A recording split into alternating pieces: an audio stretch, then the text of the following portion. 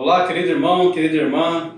Muito prazer, meu nome é Josias. Para você que ainda não me conhece, eu sou o coordenador geral do evento A Palavra Revelada, junto com Matusalém e Alexandro. E nós estamos aqui para fazer um convite breve para você estar conosco, hein? Do dia 9 ao dia 13 de fevereiro, para você estarem conosco no evento A Palavra Revelada. Teremos aí o pastor Michelson Borges, teremos o pastor Marcelo Torres, o Dr. Rodrigo Melo, que estarão conosco aí. E hoje eu estou aqui para compartilhar com vocês o que o livro de Salmos significa para mim. O livro de Salmos ele tem um significado muito forte, porque desde a minha infância esse livro me acompanha.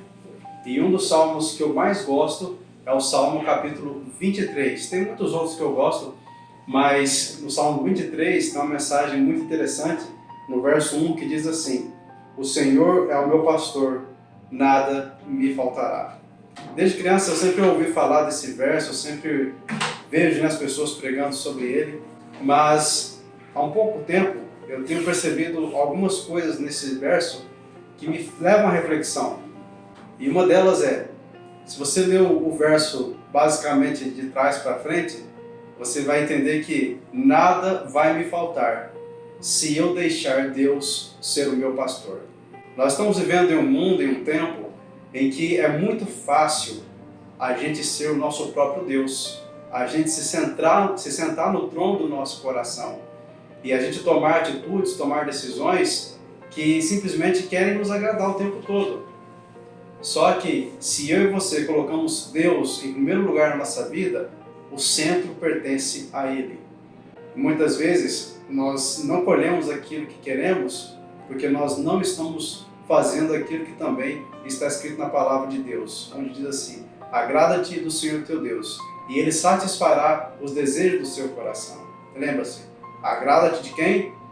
Do Senhor teu Deus. Aqui, se você continuar lendo o Salmo 23, fala das bênçãos de você deixar Deus te conduzir, de você deixar Ele ser o seu pastor.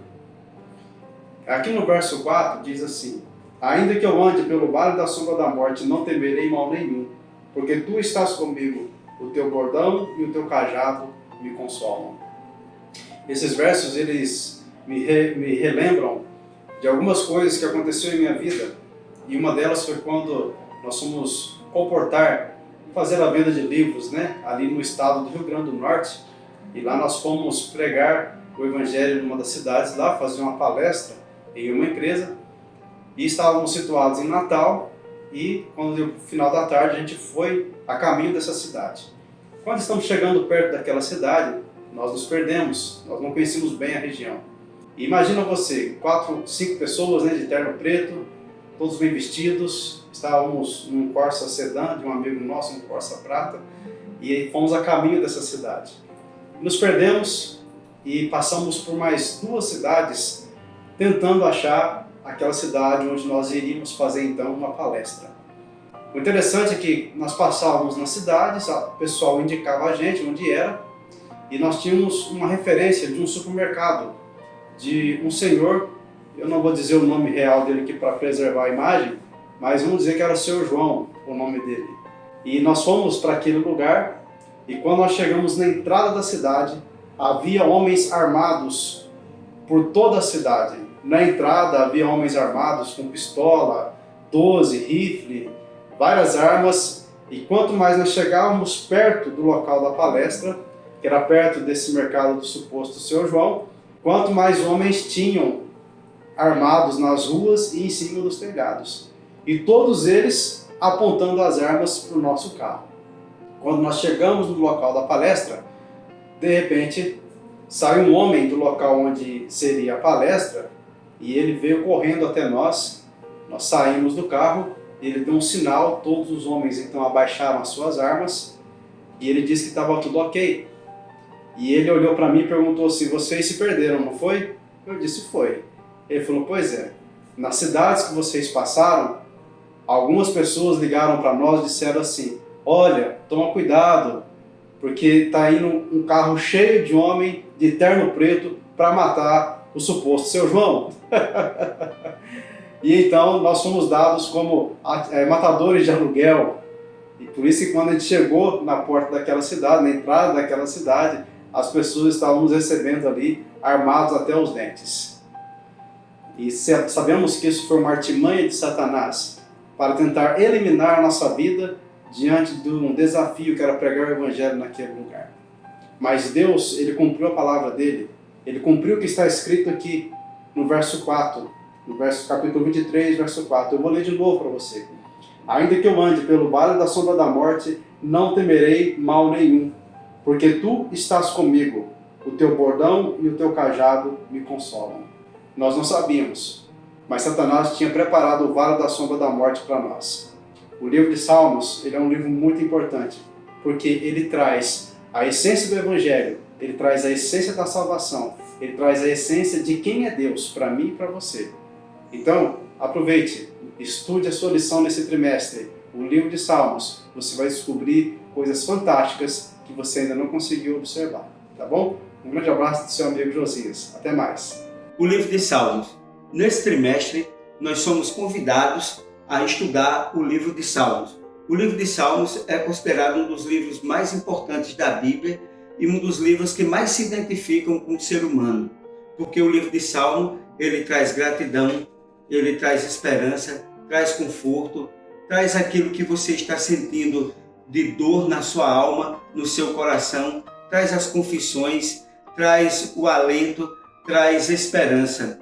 E quando nós estudamos o livro de Salmo, sem sombra de dúvida, nós estamos como se cantando ao Senhor, cantando as nossas dores, cantando as nossas aflições, cantando as nossas alegrias, cantando os nossos lamentos. E nós somos convidados a estudar esse livro maravilhoso. O livro de Salmo está exatamente no meio da Bíblia. E no Salmo 118, versículo 8, diz o seguinte: melhor é buscar refúgio no Senhor do que confiar nos homens. Esse é o versículo central da Bíblia. Tem o mesmo número de capítulos, o Salmo 118 para trás e para frente é o mesmo número de capítulos. E o versículo 8 do Salmo 118 é exatamente o versículo central. E que mensagem maravilhosa, que mensagem poderosa nós encontramos aqui, né? Quando ele nos diz: melhor é buscar refúgio no Senhor do que refúgio nos homens. Quantos de nós nos decepcionamos com alguém que nós tanto amávamos, com alguém com quem tanto nós dedicamos a nossa vida, a nossa existência? Mas existe um que eu e você não iremos nos decepcionar jamais e que nunca nos decepcionou. E mergulhando no livro de Salmos, sem sombra de dúvida, nós iremos encontrar coisas maravilhosas. Lutero, ele trazia exatamente essa reflexão sobre a importância do livro de Salmos. Ele que escreveu o poderoso hino Jeová Castelo Forte, baseado no Salmo 46. Ele coloca no Salmo toda a sua alma, todo o seu entendimento, todo o seu louvor, mas acima de tudo, toda a sua confiança em Deus. Vem comigo e vamos estudar durante esse trimestre de 2024 o livro de Salmos, porque o Salmo de Davi, de Moisés, de Salomão, de Asaf, seja de quem for, o Salmo ele foi uma revelação de Deus e a palavra de Deus tem poder, porque no Salmo 119, versículo 115, diz: lâmpada para os meus pés é a tua palavra e luz para o meu caminho. Vem comigo, feliz 2024 e vamos com tudo estudar esse salmo maravilhoso.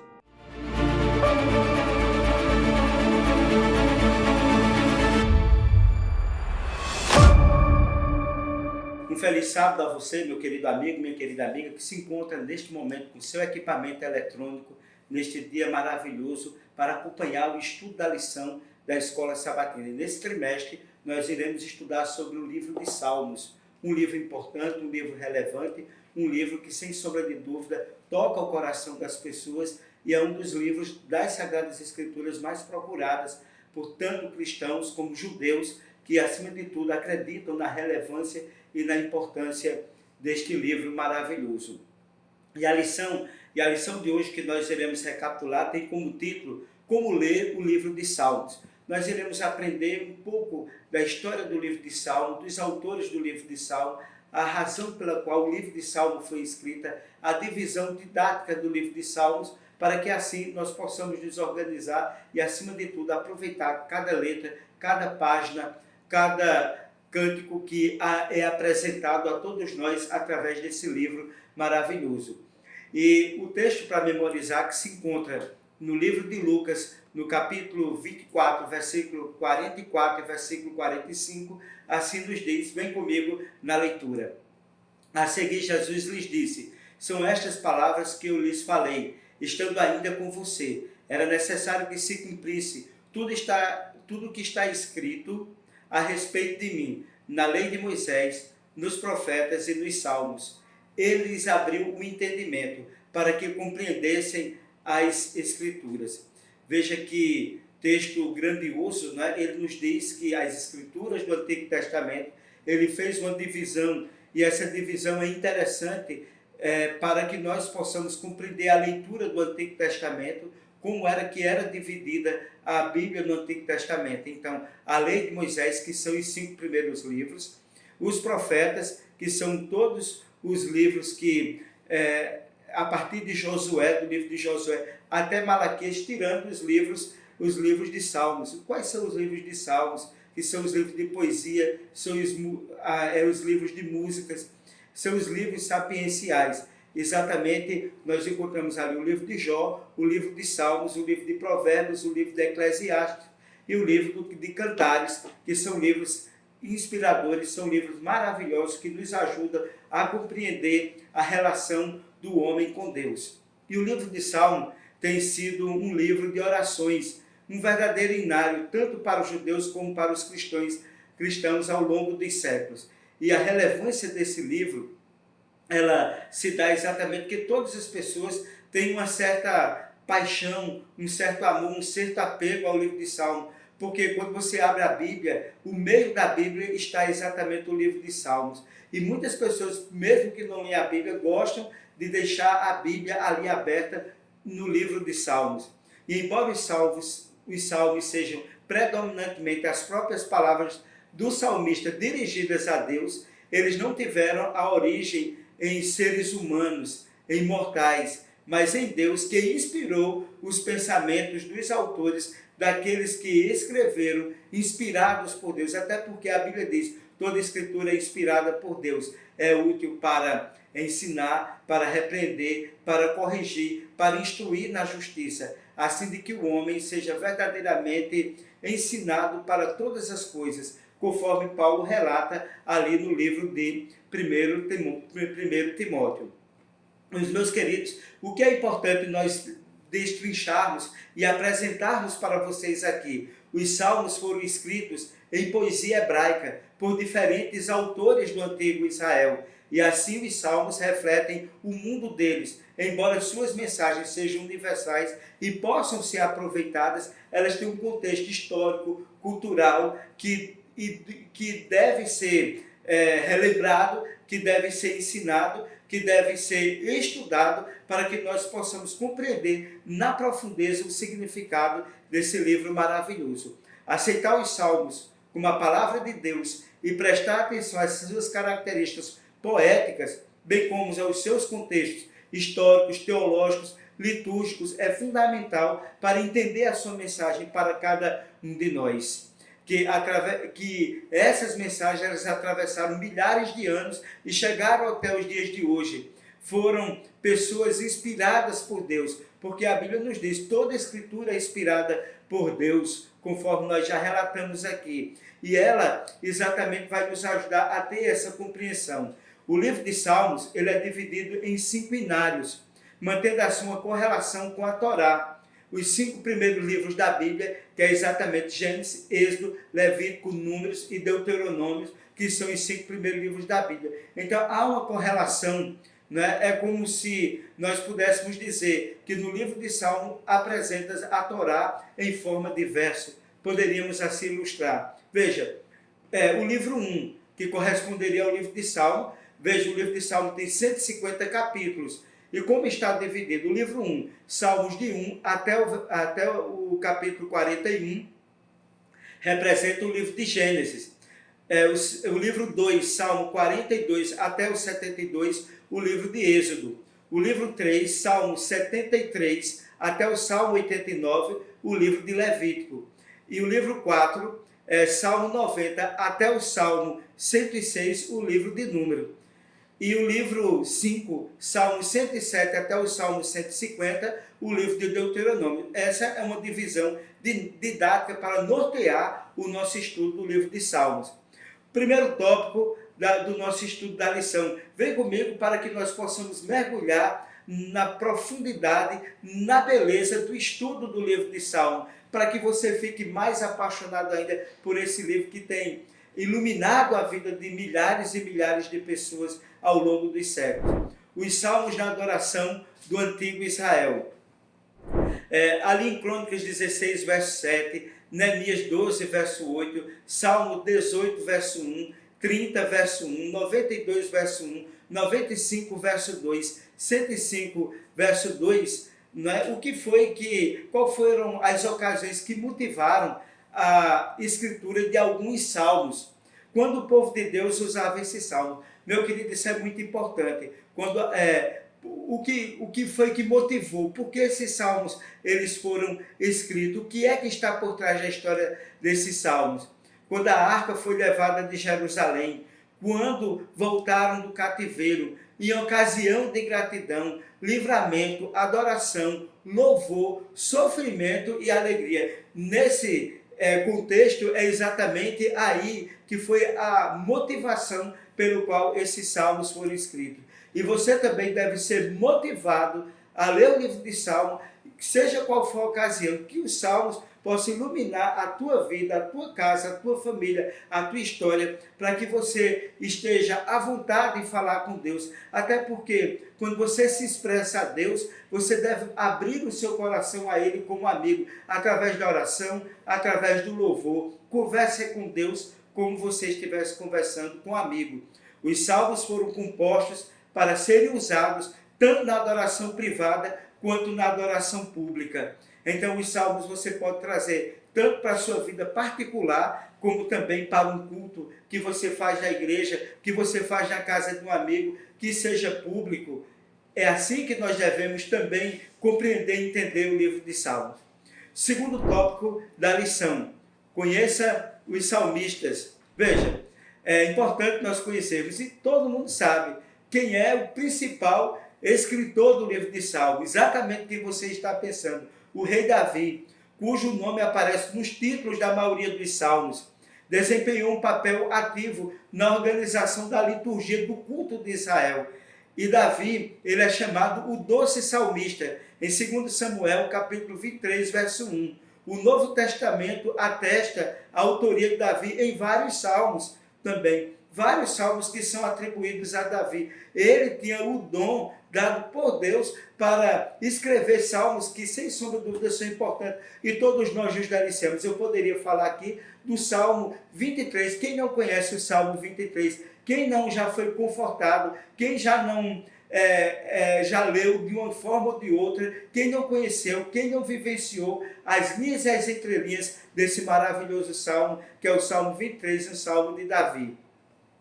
Portanto, muitos salmos foram compostos por músicos do templo, que também eram levitas. Exemplo, o Salmo 50 e os Salmos 73 até 83 foram escritos por Asaf. O Salmo 42, o Salmo 44 até o 47, o Salmo 49, o Salmo 84, o Salmo 85, o Salmo 88 pelos filhos de Corá. O Salmo 89 por Etan, o Ezraíta. Né? Então, veja que o Salmo, muitas pessoas pensam que os Salmos foram todos escritos por Davi, não tiveram outras pessoas também. E pouca gente sabe também que Salomão escreveu o Salmo 72 e o Salmo 127. Moisés escreveu um importante salmo e belíssimo salmo, que é o Salmo 90. Bom, esses foram alguns dos autores dos salmos. Existem salmos também que nós não sabemos quem foram os autores desses salmos. Vamos agora ao tópico de número 3 da nossa lição. Um cântico para cada estação. Meus queridos, é importante identificar que ali no Salmo 3, no Salmo 33, versículo de 1 a 3, no Salmo 109, versículo 6 até 15, ele apresenta as diferentes facetas da experiência humana Esses salmos, o que é que eles podem nos mostrar? Esses salmos que nós mostramos agora para vocês, mostram a comunidade de fé, toda a gama de experiências humanas e demonstram que os crentes podem adorar a Deus em todas as fases da sua vida. Neles nós vemos o seguinte, veja, primeiro, o que é que nós podemos entender sobre as fases da vida que esses salmos podem nos encantar, podem nos ajudar, podem abrilhantar a nossa vida, podem nos confortar também. Primeiro, hinos que magnificam a Deus por sua majestade, poder na criação. Segundo tópico que é importante para nós entendermos essa questão, salmos de ação de graça, ou seja, de gratidão. Terceiro, lamentos que são clamores sinceros a Deus por livramentos e dificuldades. Há salmos que nos ajudam a isso. Salmo é o quarto tópico, salmos de sabedoria, que nos dá sabedoria, entendimento e discernimento para os grandes embates da vida. Quinto tópico, salmos reais, que apontam para Cristo, que é o Rei soberano e libertador do povo. Nunca se esqueça que o livro de Salmo, ele acima de tudo, ele é cristocêntrico, apresentando o nosso Senhor Jesus Cristo como o Rei soberano e libertador do seu povo. Aproveite essa leitura para que assim você possa ter alegria na sua vida. E sexto tópico, salmos históricos, que relembram o passado de Israel e destacam a fidelidade de Deus e a infidelidade do povo de Israel. Nesse sentido, nós devemos entender que o Salmo dá para todas as coisas que acontecem em nossa vida.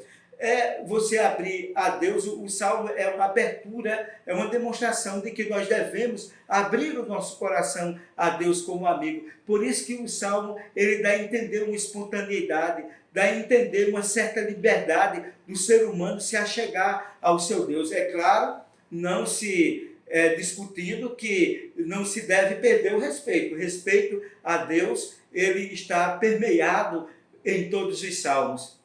Agora vamos ao quarto tópico da lição da Escola Sabatina. Orações inspiradas. 1 Samuel, capítulo 23, de 1 a 2, Romanos, capítulo 8, 28 e 27. Esses textos nos ensinam algo sobre oração.